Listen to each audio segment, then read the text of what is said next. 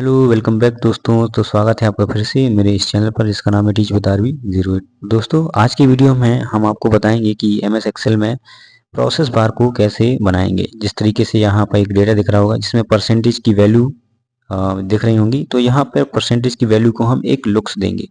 जैसे आप चार्ट वगैरह देखते हैं, कभी भी ग्राफ वगैरह आपने पढ़े होंगे, उस तरीके से हम यहाँ पे कंडीशन को लगाएंगे। तो सबसे पहले सिलेक्ट कर लेंगे और कंडीशनल फॉर्मेटिंग पर जाएंगे। कंडीशनल फॉर्मेटिंग के बाद जाने के बाद सबसे लास्ट ऑप्शन में आपको जाना है, ठीक है ना, जहाँ पर फॉर्मूला टू डिटरमाइंस लिखा हुआ होगा और फिर आपको यहाँ पे एक फॉर्मूला लगाना है इक्वल के साथ। ओके, इक्वल के साथ हम लगाएंगे D5, फिर आप लेस देन इक्वल भी लगाएंगे। उसके बाद मैं यहाँ पे थोड़ा सा इरेज करके दोबारा दिखा दूंगा, ठीक है ना, ताकि आप ऑलरेडी समझ जाएं। ठीक है ना, थोड़ा इसको हम साइड कर लेंगे। ठीक है, हमारे यहाँ पे प्रोसेस बार दिख रही है, अभी नहीं दिख रही है। ठीक है ना, हमारे यहाँ पे वैल्यू लिखी हुई है, तो हमने यहाँ से एक वैल्यू पुट कर ली। ठीक है ना, फिर से आपको करके दिखाता हूँ इक्वल, या फिर आप वैल्यू को लिख सकते हैं या फिर आपको वैल्यू को सिलेक्ट कर लेना है। ठीक है ना, दो में से एक आप, और लास्ट में आपको परसेंटेज का साइन लगा देना है।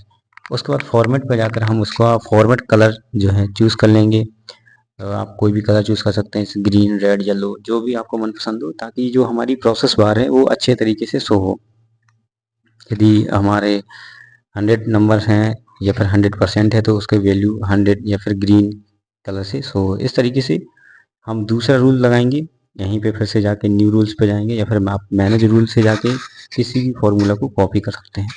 हालांकि कुछ न्यू वर्जन्स में मैंने देखा हुआ है, जैसे यहाँ पे एक ऑप्शन शो नहीं हो रहा है जिसका ऑप्शन का नाम है कॉपी, या फिर कॉपी फॉर्मेटिंग लिखा हुआ आता है।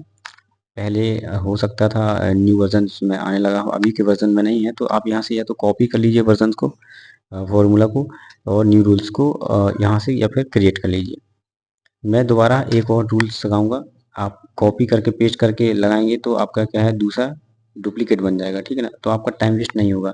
पर हम यहाँ पे कॉपी नहीं करेंगे क्योंकि कॉपी का ऑप्शन नहीं दिया हुआ है, तो हम यहाँ पे खुद से वैल्यू को लिख लेते हैं। ठीक है ना, तो यहाँ पे हम कर देंगे दूसरी वैल्यू जो है 66 है। फॉर्मूला वही रहेगा इक्वल D5, फिर आपका माइनस, सॉरी माइनस नहीं, equal D5 less than equal, फिर 66%, उसके बाद परसेंट लगाएंगे। आपके बाद फॉर्मेट के बाद जाकर एक कलर चूज कर लेंगे।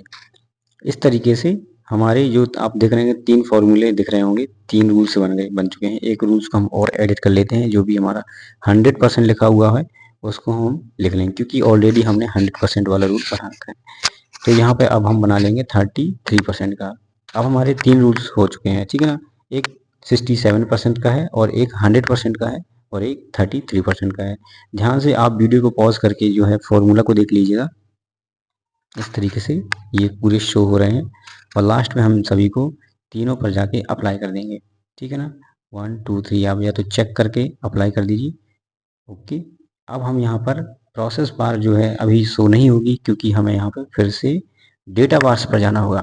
ओके, तो हम जाएंगे डेटा बार्स पर, उसके बाद जाएंगे वो रूल्स, उसके बाद यहाँ पर आपको डेटा बार्स का ऑप्शन दिख रहा होगा, डेटा बार, जस्ट उसके नीचे दिख रहा होगा ऑटोमेटिक। तो आपको यहाँ पर नंबर कर देना है, और यहाँ पर आपको एक कर देना है। एक कर दिया आपने, ठीक है ना। जैसे ही आप एक करेंगे और यहाँ से नीचे लिखा हुआ होगा बार डायरेक्शन, जो हमें बार की डायरेक्शंस हैं किस तरीके से किस साइड देनी है। यदि आपको लेफ्ट टू राइट देना है, राइट टू लेफ्ट देना है, तो आप उसको चूज़ कर सकते हैं। मैंने यहाँ पे राइट टू लेफ्ट कर दिया है और ओके कर दिया है।